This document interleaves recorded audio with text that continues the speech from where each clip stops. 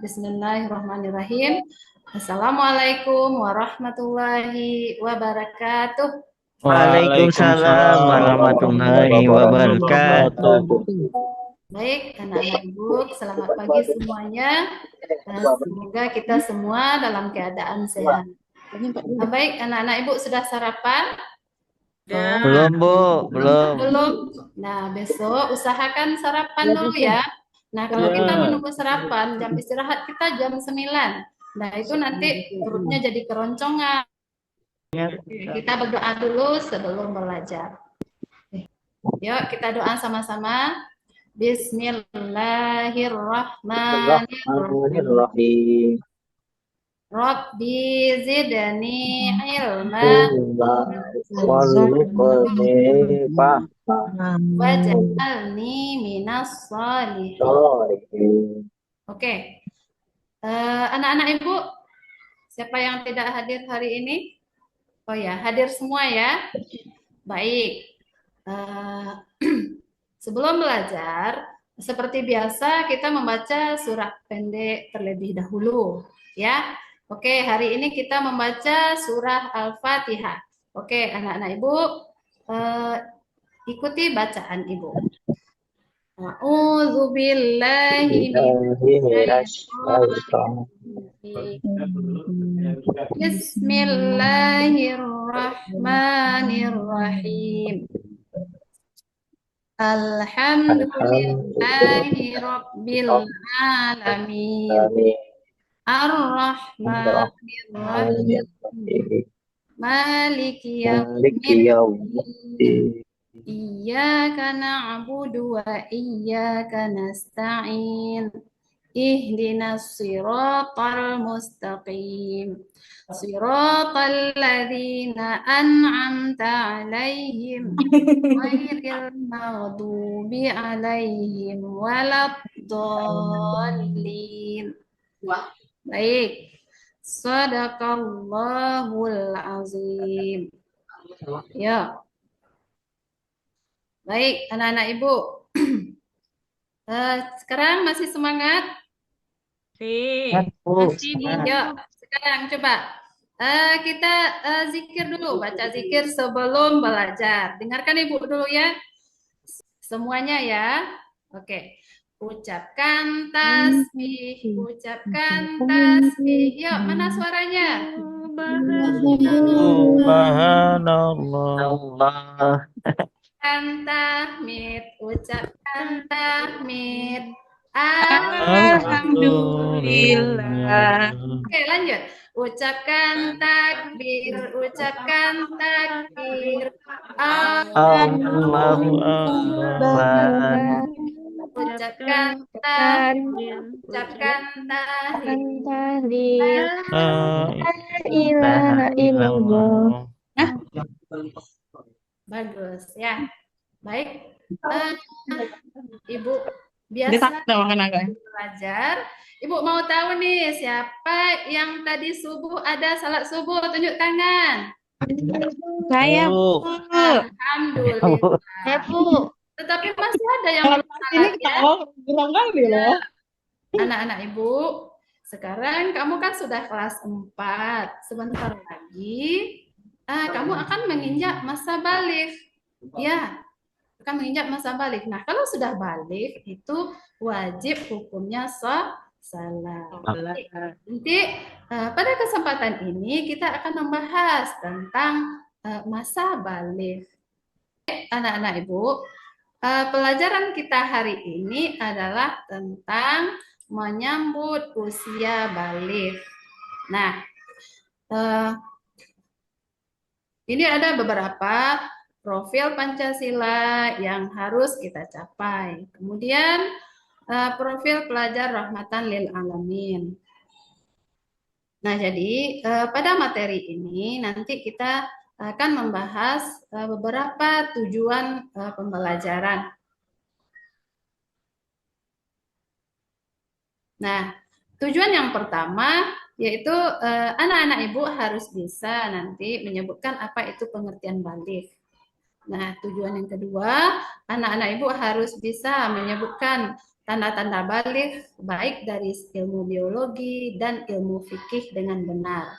Kemudian yang ketiga, anak-anak ibu bisa membuat paparan sederhana tentang tanda-tanda usia balik menurut ilmu fikih dan ilmu biologi yang berdasarkan yang anak-anak ibu pahami. Ya, ini berarti setelah kita membahasnya dan mempelajarinya. Kemudian yang kelima, anak-anak ibu terbiasa ya bersyukur dan taat beribadah sebagai orang yang sudah mukallaf atau orang yang sudah dihukumi balik. Baik, itu tujuan yang harus kita capai. Baik, sekarang Ibu mau menjelaskan dulu apa itu balik, tanda-tanda balik.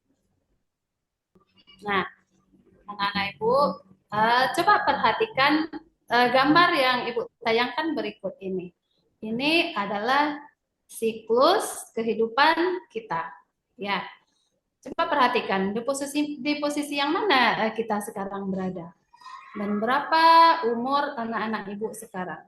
Apakah sudah menginjak usia balik? Dan Ibu yakin sebahagian sudah ada yang balik. Ya, oke. Apa itu balik? Nah, coba anak-anak Ibu perhatikan. Balik itu secara bahasa artinya sampai. Ya, sampai. Itu kan menurut bahasa. Balaghah. Kemudian kalau secara panjangnya, secara istilah, balik itu adalah seseorang yang telah mukallaf atau dewasa sehingga sudah dibebani dengan hukum syariat. Nah, itu balik. Nah, Ibu ulangi, seseorang yang telah mukallaf atau dewasa sehingga sudah dibebani dengan hukum syariat. Nah, apa contohnya hukum syariat seperti wajib, ya, sunnah, haram, ya, itu artinya hukum syariat. Nah, sekarang coba dilihat tanda-tanda balik menurut ilmu fikih. Nah, coba Ibu mau tanya nih, anak-anak Ibu yang sudah balik, ya, yang laki-laki dan perempuan. Nah, ini tanda-tanda balik menurut ilmu fikih. Nih, yang pertama sudah mimpi basah. Yuk, yang mereka sudah tahu. Kemudian sudah berumur 15 tahun.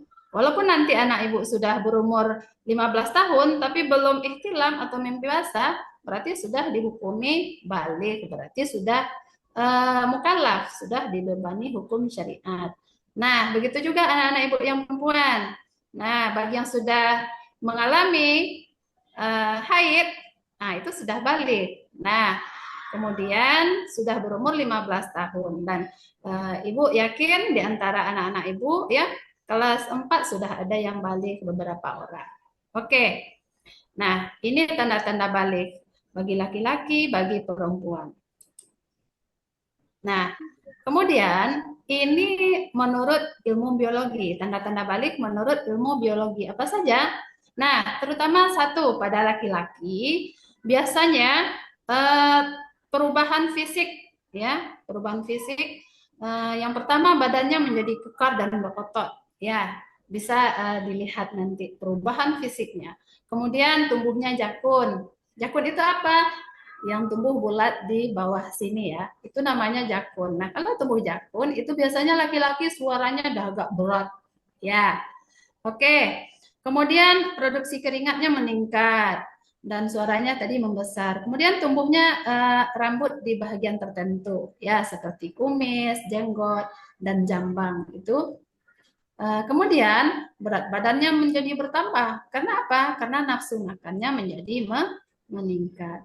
Baik, itu tanda-tanda balik menurut ilmu biologi. Nah, anak ibu perhatikan nanti ya. Kalau sudah terjadi tanda-tanda ini berarti kamu sudah balik. Oke, sekarang kita masuk kepada tanda-tanda balik menurut ilmu biologi pada wanita.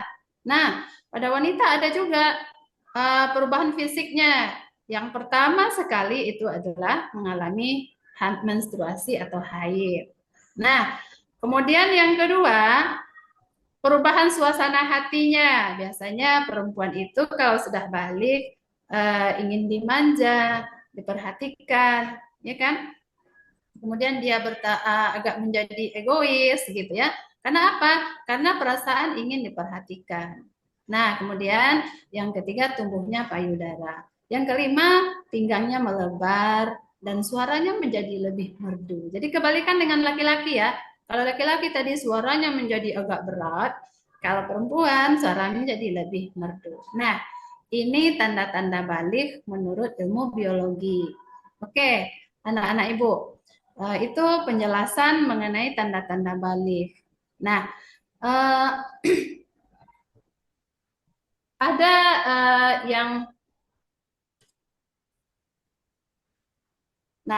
ada yang disebut dengan istilah hadas besar. Ya, apa itu Bu hadas besar? Ada anak-anak ibu yang tahu? Ada yang tahu? Ayo, siapa yang tahu boleh tunjuk tangan. Ya, atau ada yang pernah dengar apa itu hadas besar? Tidak ada yang tahu? Oke, ada yang tahu. Nah, sekarang Ibu kasih tahu ya.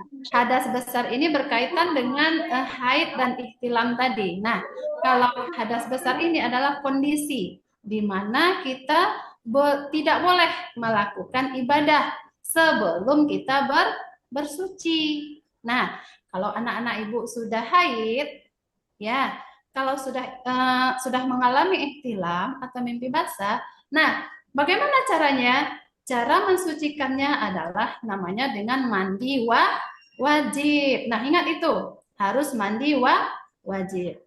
Nah, Bu, bagaimana cara mandi wajib itu? Nah, nanti akan kita pelajari di pembahasan selanjutnya. Ini. Nah, ini ada larangan yang tidak boleh ketika kita haid, berhadas besar tadi, ketika haid atau sedang mimpi basah, ya sebelum bersuci. Ini, nah tadi kan ada mandi wajib. Nah, apa Bu tata cara mandi wajib? Sebenarnya sama, ya. Tata cara mandi wajib dengan kita mandi biasa, cuman yang membedakannya adalah pada niatnya. Nah, niatnya kita menghilangkan hadas besar tadi, ya. Kemudian mencuci telapak tangan 3 kali, setelah itu mencuci kemaluan kita dengan tangan kiri, kemudian membersihkan tangan pakai sabun. Setelah itu, kita berwuduk seperti wuduknya kita hendak sholat. Setelah itu menyela rambut dengan setelah itu kita mandi keramas. Oke. Itu tata cara mandi wajib. Jadi ini harus anak-anak ibu pahami karena nanti kamu akan mengalami masa-masa ini.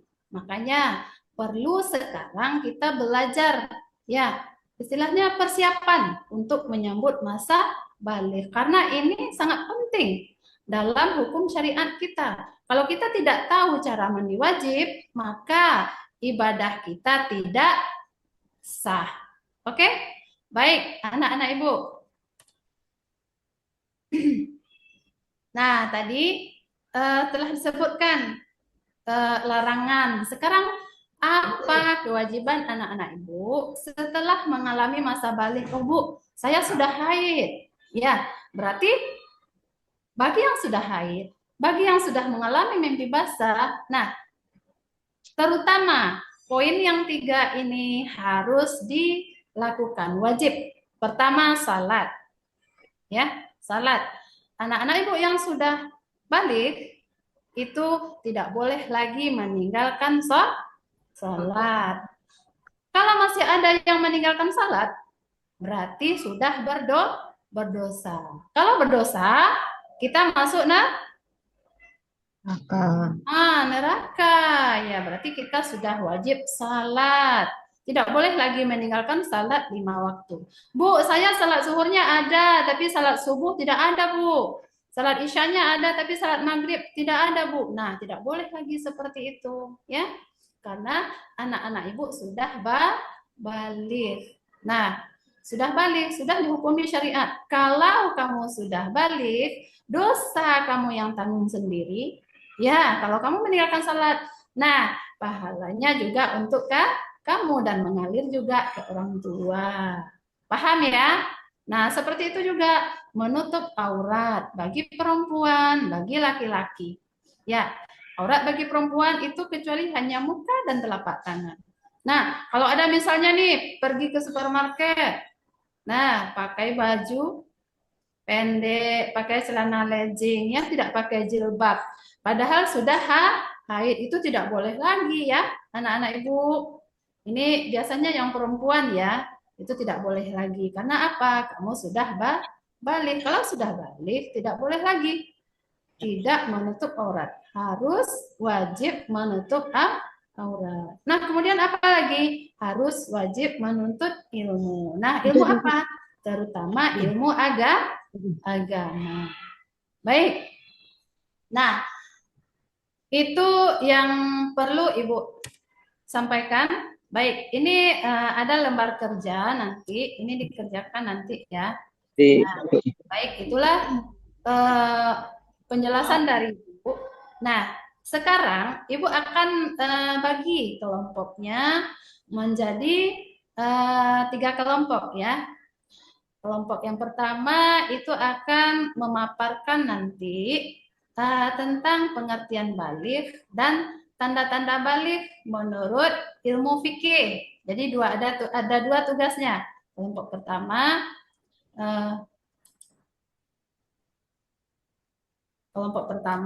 itu akan memaparkan nanti tentang pengertian balik dan tanda-tanda balik. Boleh kamu baca buku paket ya buku paket agama, kemudian boleh baca referensi lain seperti LKS di lembar kerja itu ada juga. Nah, itu tugas kelompok 1. Tugas kelompok 2 menjelaskan paparan atau membuat paparan tentang tanda-tanda balik menurut ilmu biologi. Nah, setelah itu tugas kelompok 3 adalah membuat paparan tentang kewajiban setelah balik. Oke, baik. Anak-anak Ibu kasih waktu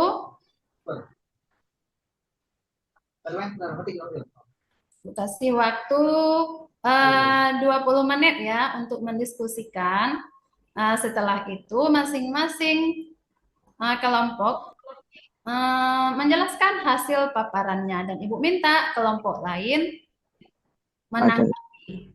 Anak-anak Ibu tadi ada sedikit yang perlu Ibu tambahkan, yaitu tentang pengertian balik, kemudian tanda-tanda balik tadi itu harus diperjelas lagi. Kemudian tentang kewajiban, ya kewajiban setelah usia balik.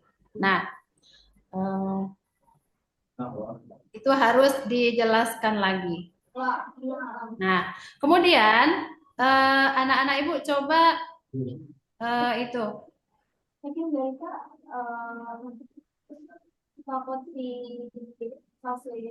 Coba nanti ya kamu bikin di lembar kerja atau di buku boleh. Kira-kira yang bagi yang sudah mengalami haid ya atau yang sudah mengalami ihtilam, coba nanti buat di bukunya ya sebagai studi kasusnya. Oh, kira-kira saya sudah mengalami haid, Bu. Kira-kira apa tanda-tanda emosional atau tanda-tanda fisik yang sudah kamu alami? Ya, baik laki-laki maupun perempuan. Boleh nanti Ibu kasih berkelompok. Nah, itu saja sebagai kesimpulan hari ini. Tanda-tanda balik sudah Ibu jelaskan, apa itu pengertian balik, kemudian kewajiban setelah balik, nah itu yang lebih penting lagi, anak-anak Ibu pahami. Nah, untuk pendalaman materi selanjutnya, baik boleh kamu baca di buku-buku tema dan referensi lainnya. Dan minggu depan akan kita lanjutkan materi berikutnya. Baik, anak-anak Ibu, waktu kita sudah habis, ya sebentar lagi kita akan Ini masih bisa angkat. sampai di sini. Ya, kita tutup dengan doa penutup majelis. Yuk, semuanya berdoa.